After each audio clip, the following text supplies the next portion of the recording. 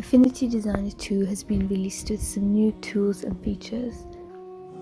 You might notice my layout is a bit different from yours, but that's just because I've moved some things around to suit my own preferences.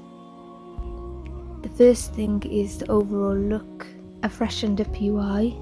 There's no huge differences. You can see the updated buttons and icons, and the layers panel, which we'll look at later. I'm just going to make a shape for us to test out some of the tools.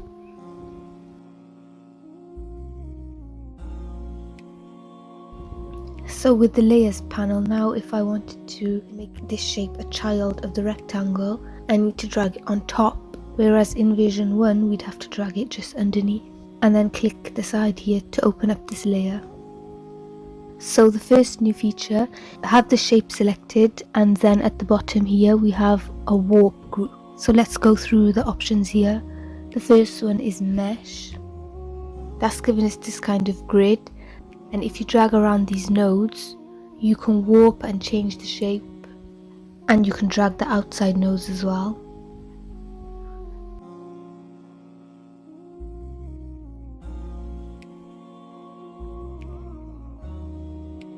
The next option is quad, so that gives us just the 4 nodes in the corners that we can move around. And also if you click along the line, you can add nodes. You can see it gives you 1 node on either side, and then you can also add nodes along the lines that you just made. So that's like making your own mesh.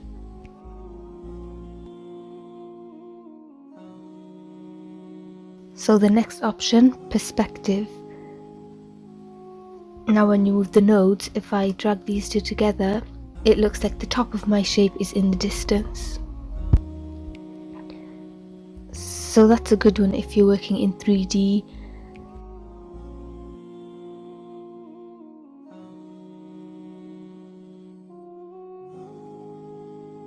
Now this looks like the top of a cube.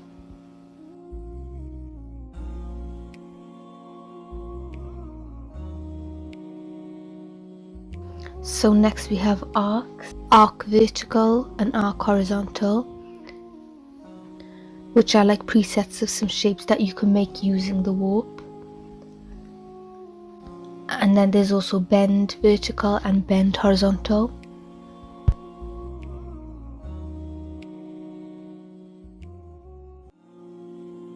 The next option is fisheye.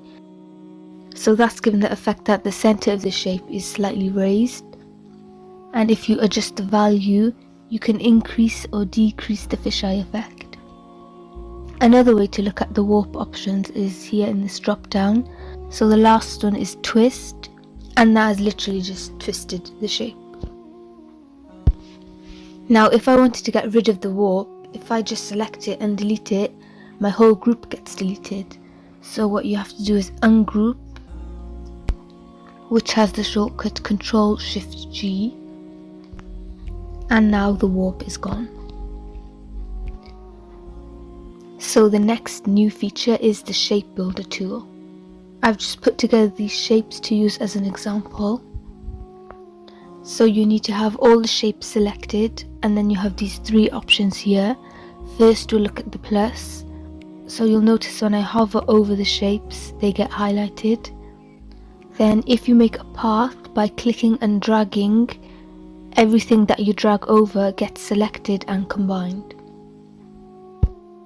Now the same thing with the minus, everything that you drag over gets deleted. And then you can also delete lines by just clicking on them. This is now a normal curve where I can adjust any of the nodes.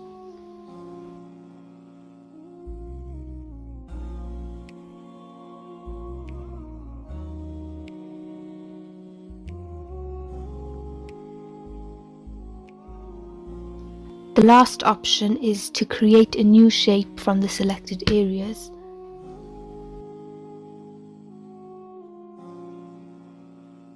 So now when I drag over the shapes that I want,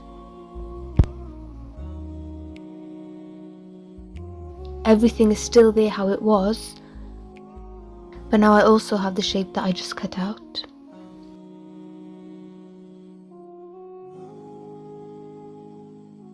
The next new tool is the knife tool. So you need to have your shape selected and then you can make cuts.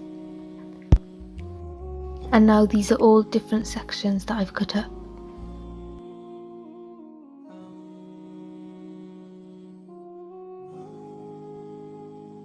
There's some extra options too, like if I wanted to make a smooth line here.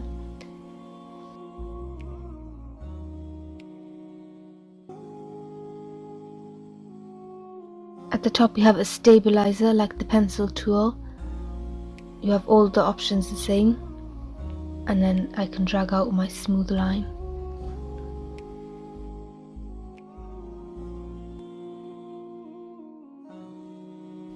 You can also make cuts to delete part of a shape, and even inside the shape.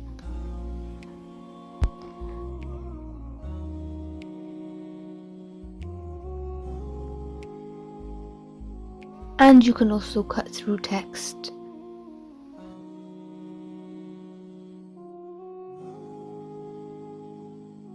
But you have to make sure the whole text is selected to cut through the whole thing.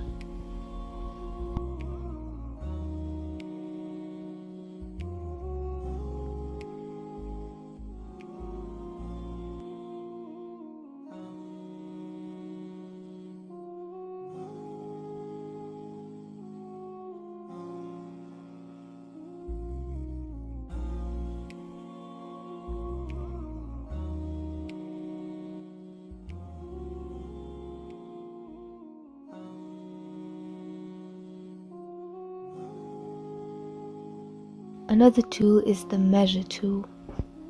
So as in its name, that allows you to measure the distance between 2 points. So if you hover over the edge, it kind of snaps to the edge.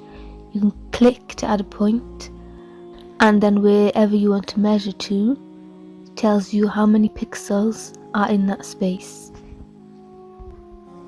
So I find that useful, for example, if I wanted to find the center between these 2 points.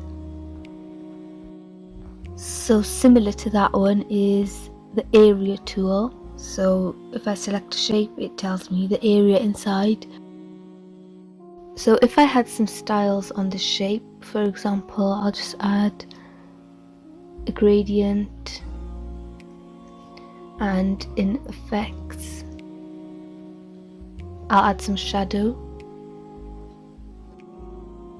Okay, and now say I want to make a new shape and I wanted to have the same effects as that one. Under the color picker tool we have a style picker, and click where I want to get the style from, then click my shape, and all the effects have been added. I find that to be quite a useful one. Another new feature is if you take the node tool, you have these actions appear. A new action has been added. So if I select a node, we have split curves after selected nodes. If you click that, it adds a node in between the two after the one that I had selected.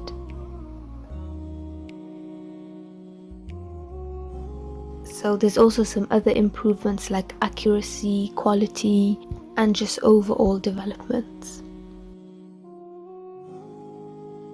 So that has been the new features of Affinity Designer 2. You can still use version 1, but it's not going to receive any new updates. I would say it's a worthy investment, and also it is at 40% off right now. That's until the 25th of January, so get it fast.